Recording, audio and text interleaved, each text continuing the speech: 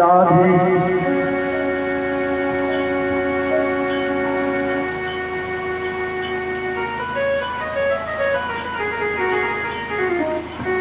আমার শ্রীমদ গৌর সুন্দর জগৎজীবীকে জগৎজীবকে হরিনাম মহামন্ত্র প্রদান করেছে।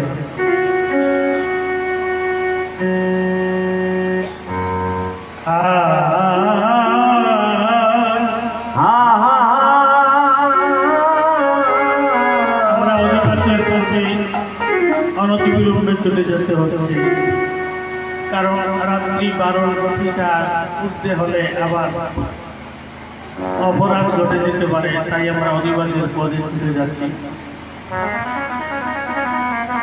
জয় রে জয় রে গৌরা শ্রী সচির দল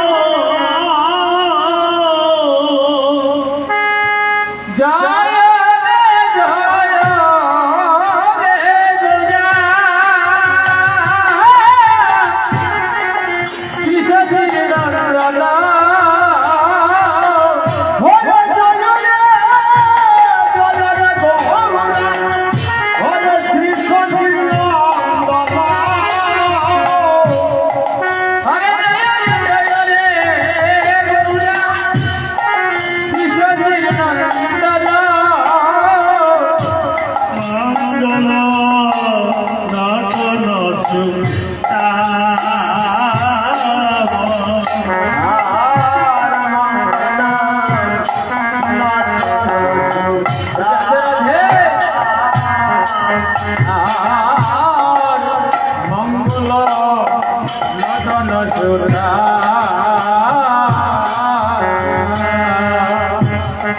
মঙ্গল নটন রাধে রাধে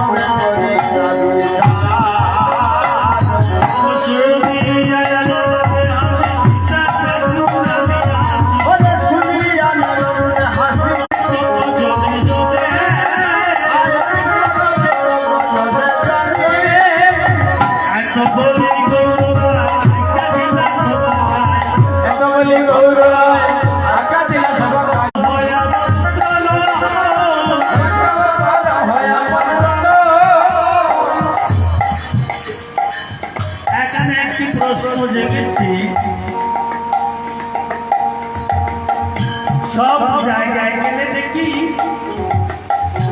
আখড়া থেকে বৈরাগী আর বৈষ্ণবী আনয়ন করা হয়, কিন্তু আজকে এই বাড়িতে গৃহস্থ বৈষ্ণব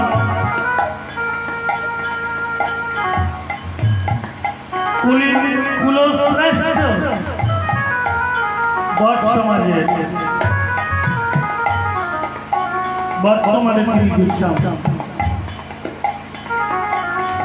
এখানে পদে বলেছে বৈষ্ণব করব আমন্ত্রণ, বিচারের ব্যাপার। আমি বাড়িতে তাকে যখন ছিলাম গত পরশুদিন একজন বলছে আমরা সব জায়গায় যাই, গিয়ে দেখি বৈরাগী থাকে, কিন্তু সুমন দাসের বাড়িতে শুনেছি কিনা যিশুবর্তী আনয়ন করে এখানে চৈত্র অনুষ্ঠানের আয়োজন করা হয়।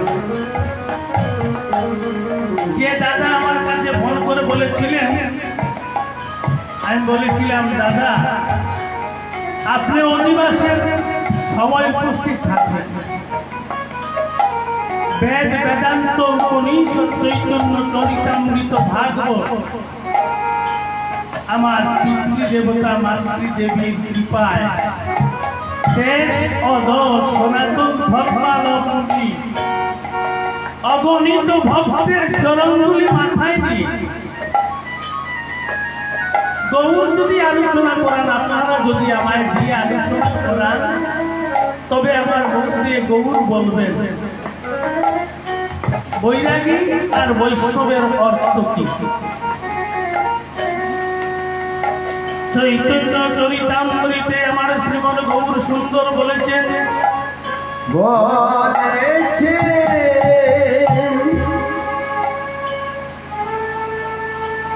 অশ্বমেধন গোপালম্বম ফলপৈতৃকম সন্ন্যাসেন দেবমেন সুপত্তি কলৌ পঞ্চ বিবর্জনে।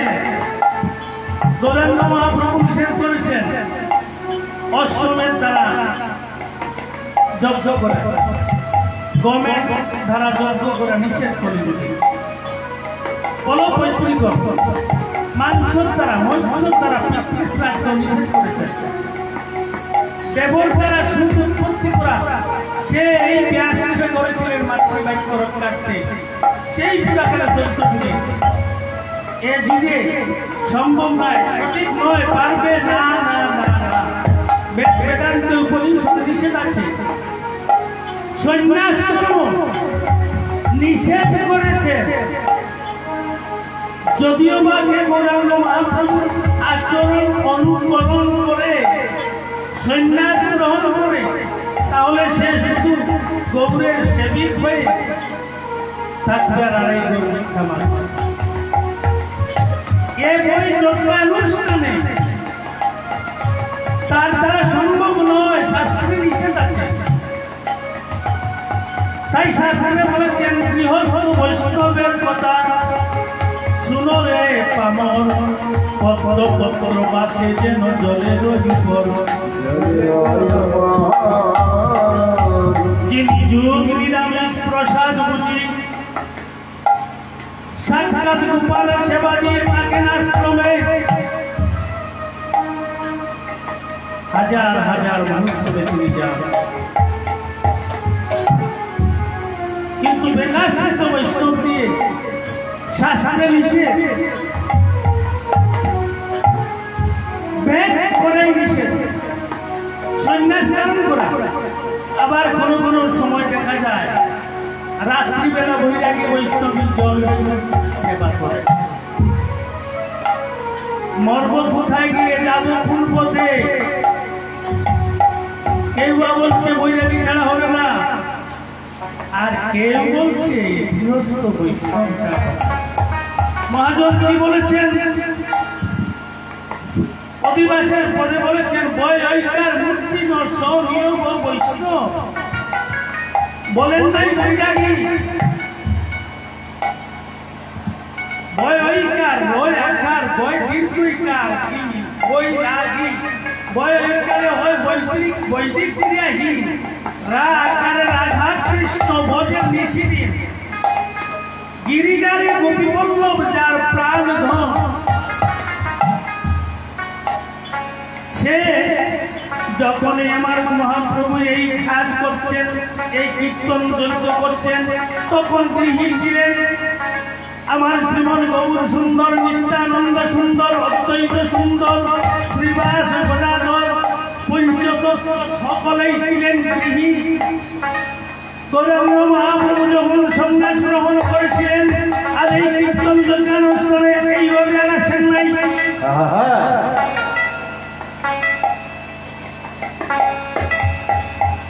আজকের আলোচনা কিন্তু লাইভে চলছে। এই আলোচনা আমি বক্তব্যের পরবর্তী প্রজন্মে শিকার জন্য জানি না আর কয়দিন জগৎ মাঝে থাকবো। আজ থেকে 20-22 বছর আগে এই বাড়িতে কীর্তনে এসেছিলাম। কথা বলতে বুদ্ধা ফেটে যাচ্ছে।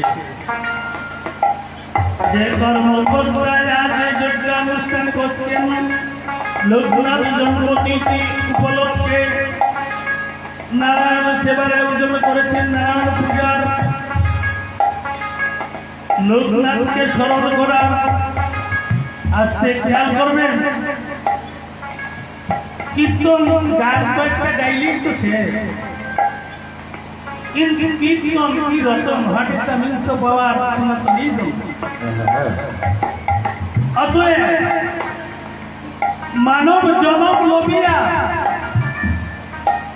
কীর্তন কি রতন ব্যাখ্যা করে পরবর্তী শিক্ষিত যুবক যুবতী ছাত্র ছাত্রী ওরা আমাদের কাছ থেকে কিছু পেলে আমাদের পরবর্তী সনাতন ধর্মকে জাগরিত করে ওরা ধরে রাখবে।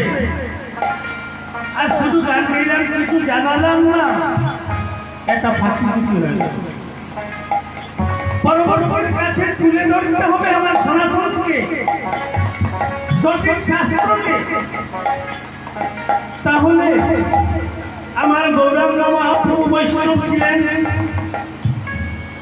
আর যখন সন্ন্যাস শব্দের তাৎপর্য হচ্ছে সর্বপ্রকার সঙ্গকে নাশ করিয়াছেন যিনি, সন্ন্যাস তিনি। তাহলে বৈরাগী কোন সন্ন্যাস করেছেন? আমার প্রশ্ন আমার এই সমাজের কাছে, সনাতন ধর্মাবলম্বী সমাজের কাছে, সঙ্গকে নাশ করেছেন। আর সঙ্গকে যদি নাশ করিয়া থাকেন আমার গৌরাঙ্গ মহাপ্রভু বিষ্ণুপ্রিয়াকে সাথে করে নেন নাই। এমনকি যিনি সন্ন্যাস গোবিন্দ সেবা সবজি যখন আনাবেন কোন নারীর দ্বারা সবজি আবারে ওই আমার সবজি গোবিন্দের সেবার পাকে অনুপ্রণিত হয়। তাহলে সমাজকে জানাতে হবে, তো সমাজকে জানাতে দিতে হবে। অতএব আমার গৌরাঙ্গ মহাপ্রভু কি বিষ্ণুপ্রিয়াকে নিয়েছিলেন সাথে? না, তাহলে কেমন বৈষ্ণব হয়েছে? বৈরাগী যোগী হয়েছেন, ল্যাংটি মুড়িয়েছেন। তাহলে গুরবের সেবার তো যায় যায়, আমি আগে যাচ্ছি না। অতএব সমাজকে জানাতে হবে, সমাজের চক্ষু খুলে দিতে হবে। এখন বৈরাগী না হয়েছে গৌরাঙ্গ মহাপ্রভুকে অনুকরণ করেছে। অনুকরণ করে তার অর্থ বাংলা সিলেবল দ্বারা ব্যাখ্যা করে বলা হচ্ছে বয়সকালে বৈদিক ক্রিয়ায় রাতকালে রাধা কৃষ্ণ বোঝে নিষ্ঠি গিরিধারে তুমি বলবো যাহার প্রাণে দম। তাহলে তিনি তো বিষয় বাসনার মধ্যে ঢুকে নয়। তাই বলেছেন আত্মার মধ্যে জোর কৃষ্ণ তুমি আত্মদর্শন করো। আত্মদর্শন বিনা জানা যাবে না। আর কিছু গ্রন্থ আলোচনা করে যদি একজন কীর্তনে না আসে তাহলে তার কাছ থেকে পাওয়া যাবে কি? একজনের যদি 1000 টাকা পকেটে থাকে তাহলে সে 900 টাকা খরচ বাজারে কি করতে পারবে? যদি 100 টাকাই তার পকেটে নেই তাহলে সে 10,000 টাকা খরচ করবে কেমন? তাহলে একজন বিদ্যা অভ্যাস করে গ্রন্থাদি আলোচনা করে একজন যদি দাঁড়ায় সমাজকে শিক্ষার জন্য, আজকে এটা নিয়ে আলোচনা করেছেন আমার শুভম দাদা। মনে মনে ভাবছেন বয়স তো প্রায় 75 হয়ে গেছে, দাদা যদি হঠাৎ করে চলে যান তাহলে আমার কীর্তন আর হবে। তাই এই লোকনাথ আবির্ভাব তিথিতে দাদা থাকতে থাকতে যেন কীর্তনটা আমি থাকতে পারি এই বাসনা নিয়ে আজ আমাকে আনন্দ করেছেন। জানি না আর কয়েকটি থাকবো যে বাসনা নিয়ে যে কাঙ্গাল ভক্ত এই কীর্তন যজ্ঞ অনুষ্ঠানে আয়োজন করেছেন তার মনোবাসনা যেন পূর্ণ হয় সবাই প্রেমানন্দে বলেন হরি বল হরি বল হরি বল।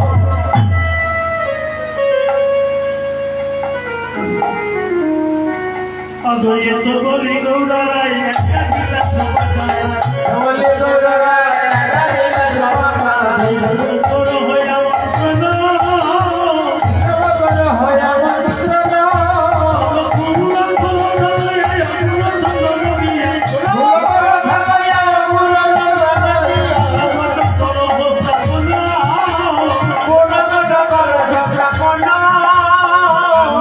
করো বলা হে মানব সুর মালা ভুবন সর্বনা হেবা ভুল মালা তোর মঙ্গলে কত হবে কীর্তন মরণ কৌতূহলে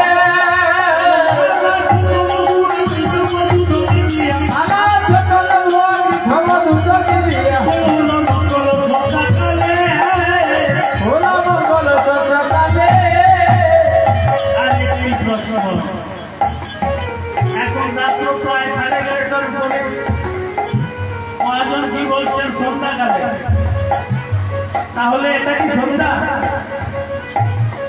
আমরা বাহ্যিক দৃষ্টিকোণে দেখছি রাত্র 11টার উপরে কিন্তু না শাস্ত্রকার বলেছে যখনই ভক্ত এবং প্রভু ভক্ত এবং প্রভু যখন সন্ধি করে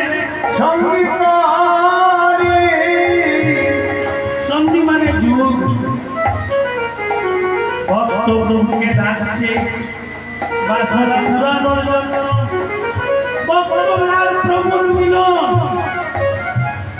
মানসে প্রেম এবং ভক্তি জুড়ে তাই তো সন্ধি ভক্ত প্রভুর সাথে সন্ধি এই সন্ধি চলছে কবুল মঙ্গল সদাকালে কবুল মঙ্গল সদাকালে ভোলা মঙ্গল সত্রালে শুনিয়া প্রভুর গোলাম নবী কইলেন ভোলা প্রভুর প্রতাপ দেবী কইল আমার মহার বসবাসে